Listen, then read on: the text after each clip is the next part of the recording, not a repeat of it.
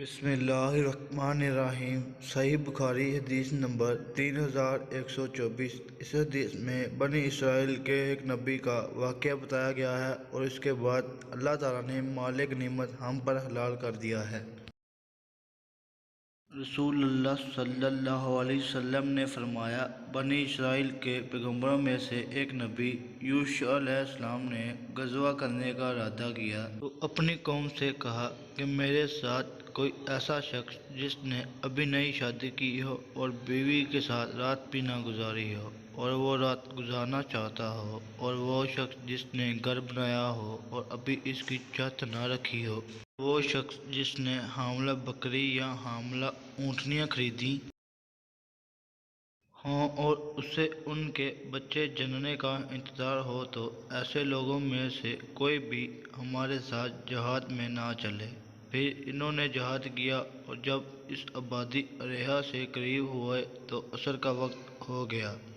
اس کے قریب کا وقت ہوا، انہوں نے سورج سے فرمایا کہ تو بھی اللہ کا تابع فرمان ہے اور میں بھی اس کا تابع فرمان ہوں، اے اللہ ہمارے لیے اسے اپنی جگہ پر روک دے۔ چنانچہ سورج رک گیا یہاں تک کہ اللہ تعالیٰ نے انہیں فتح عنایت فرمائی۔ پھر انہوں نے اموال غنیمت کو جمع کیا اور آگ اسے جلانے کے لیے آئی لیکن جلا نہ سکی۔ اس نبی نے فرمایا کہ تم میں سے کسی نے مال غنیمت میں سے چوری کی ہے، اس لیے ہر قبیلے کا ایک آدمی آ کر میرے ہاتھ پر بیعت کرے۔ جب بیعت کرنے لگے تو ایک قبیلے کے شخص کا ہاتھ ان کے ہاتھ سے چمٹ گیا۔